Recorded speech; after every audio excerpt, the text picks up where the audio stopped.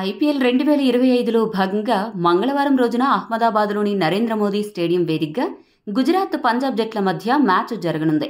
గిల్, శ్రేయస్ అయ్యర్ కెప్టెన్స్గా వ్యవహరించే ఈ జట్లు ఎలా ఆడతాయి అనే ఆసక్తి అభిమానుల్లో నెలకొంది. అయితే ఈ మ్యాచ్ కోసం పిచ్ ఎలా ఉండబోతుంది, రెండు జట్ల తుది జట్లు ఎలా ఉంటాయి, బలాలు బలహీనతలు ఏంటి అనే విషయాలను ఇప్పుడు మనం చూద్దాం. ముందుగా పిచ్ విషయానికొస్తే ఈ పిచ్ కోసం రెడ్ సాయిల్ మరియు బ్లాక్ సాయిల్ ఇలా రెండు రకాల మట్టి వాడారు. సాధారణంగా రెడ్ సాయిల్ పిచ్ త్వరగా పొడిబారుతుంది, స్పిన్ బౌలర్లకు ఎక్కువ సహాయం అందిస్తుంది. బ్లాక్ సాయిల్ పిచ్ ఏమో పేస్ బౌలర్లకు అనుకూలంగా ఉంటుంది, బంతి వేగంగా మరియు తక్కువ ఎత్తులో ప్రయాణిస్తుంది. ఈ పిచ్ కోసం రెండు రకాల మట్టి వాడారు కాబట్టి ఆరంభంలో ఫాస్ట్ బౌలర్లకు, మ్యాచ్ గడిచే కొద్దీ స్పిన్ బౌలర్లకు అనుకూలంగా ఉంటుంది. మ్యాచ్ ముందుకు సాగే కొద్దీ స్పిన్నర్ల విషయంలో బ్యాటర్లు జాగ్రత్త వహించాలి. ఈ పిచ్పై మొదటి ఇన్నింగ్స్ సగటు స్కోరు 188 పరుగులు, రెండో ఇన్నింగ్స్ సగటు స్కోరు 174 పరుగులుగా నమోదైంది. సాధారణంగా ఈ మైదానంలో మొదట బ్యాటింగ్ చేయడానికి అనుకూలంగా ఉంటుంది. అంతేకాకుండా మొదట బ్యాటింగ్ చేసే జట్టు గెలుపు శాతం 54%గా ఉండగా రెండో ఇన్నింగ్స్ జట్టు గెలుపు శాతం 46%గా ఉంది. కాబట్టి టాస్ గెలిచిన జట్టు మొదట బ్యాటింగ్ చేసే అవకాశాలు ఎక్కువగా ఉంటాయి. ఇక రెండు జట్ల తుది జట్లు ఎలా ఉండబోతున్నాయి, ఆయా జట్ల బలాలు బలహీనతలు ఏంటి అనే విషయాలను ఇప్పుడు మనం చూద్దాం. ముందుగా గుజరాత్ టైటాన్స్ విషయానికి వస్తే శుభ్మన్ గిల్, జోస్ బట్లర్ ఓపెనర్గా వ్యవహరిస్తారు. వన్ డౌన్ బ్యాటర్గా సాయి సుదర్శన్ వ్యవహరిస్తాడు. ఆల్రౌండర్ల విభాగంలో గ్లెన్ ఫిలిప్స్, షారుఖ్ ఖాన్ బరిలోకి దిగుతారు. ఫినిషర్గా రాహుల్ తెవాటియా బాధ్యతలు తీసుకుంటాడు. బౌలింగ్ ఆల్రౌండర్స్గా రషీద్ ఖాన్, వాషింగ్టన్ సుందర్ జట్టులో చోటు దక్కించుకుంటారు. ఫాస్ట్ బౌలర్లుగా కాగిసో రబాడా, మొహమ్మద్ సిరాజ్, ప్రసిద్ధ కృష్ణ బాధ్యత తీసుకుంటారు. ఇంపాక్ట్ ప్లేయర్స్గా మహిపాల్ లామ్రోర్, మహమ్మద్ అర్షద్ ఖాన్ వ్యవహరిస్తారు.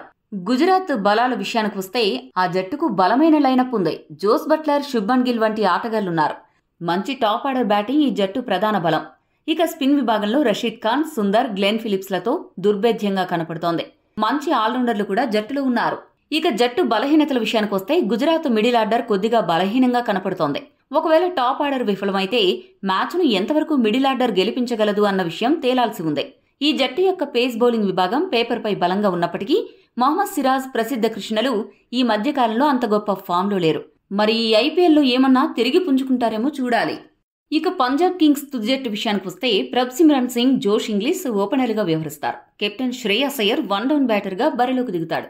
ఆల్రౌండర్లుగా గ్లెన్ మ్యాక్స్వెల్, మార్కస్ ట్వైనిస్ వ్యవహరిస్తారు. ఫినిషర్గా, హిట్టర్గా శశాంక్ సింగ్ 6వ స్థానంలో రానున్నాడు. స్పిన్నర్లుగా హర్షిత్ బ్రార్, యజ్వేంద్ర చాహల్ బాధ్యత తీసుకుంటారు. ఫాస్ట్ బౌలర్స్గా మార్కో జాన్సన్, అర్షదీప్ సింగ్, కుల్దీప్ సేన్ వ్యవహరిస్తారు. ఇంపాక్ట్ ప్లేయర్స్గా బౌలర్ యష్ ఠాకూర్, బ్యాటర్ సూర్యాంశ్ షెడ్గే వ్యవహరిస్తారు. దేశవాళీ క్రికెట్లో 252కు పైగా స్ట్రైక్ రేట్తో హిట్టింగ్ చేసి అందరి దృష్టిని ఆకర్షించిన సూర్యాంశ్ షెడ్గే మరి ఐపీఎల్లో ఏం చేస్తాడో చూడాలి. పంజాబ్ బలాల విషయానికి వస్తే శ్రేయస్ అయ్యర్, మార్కస్ ట్వైనిస్, మ్యాక్స్వెల్లతో మిడిల్ ఆర్డర్ పటిష్టంగా ఉంది. ఐపీఎల్లో టాప్ వికెట్ టేకర్గా నిలిచిన యజ్వేంద్ర చాహల్ జట్టులో ఉండడం ఆ జట్టు పెద్ద బలంగా మారనుంది. హర్షదీప్ సింగ్, మార్కో జాన్సన్ వంటి బౌలర్స్తో ఆ జట్టు ఫాస్ట్ బౌలింగ్ విభాగం పటిష్టంగా ఉంది. ఇక జట్టు బలహీనతల విషయానికి వస్తే పంజాబ్ కింగ్స్లో మంచి ఓపెనర్లు లేకపోవడం ఆ జట్టుకు పెద్ద మైనస్ అని చెప్పొచ్చు. ప్రభ్సిమ్రన్ సింగ్, జోష్ ఇంగ్లీష్ గొప్ప ఆరంభాలను ఇవ్వగలరా అనే అనుమానమైతే ఉంది. పంజాబ్ జట్టు బ్యాటింగ్ ఆర్డర్లో దేశవాళీ స్టార్ క్రికెటర్స్ తక్కువగా ఉన్నారు. దీంతో ఆ జట్టు బ్యాటింగ్ భారం కెప్టెన్ శ్రేయాస్తో పాటు విదేశీ ఆటగాళ్లపై పడనుంది. ఈ బలహీనతలను పంజాబ్ ఎలా అధిగమిస్తారో చూడాలి. మొత్తంగా చూస్తే పంజాబ్ కంటే గుజరాత్ జట్టు బలంగా కనపడుతోంది. ఆ జట్టుకే గెలిచే అవకాశాలు ఎక్కువగా ఉన్నాయి అని చెప్పొచ్చు. మీ దృష్టిలో ఏ జట్టు బలంగా ఉందో కామెంట్ చేయండి. మరిన్ని స్పోర్ట్స్ అప్డేట్స్ కోసం మా ఛానల్ను సబ్స్క్రైబ్ చేసుకోండి.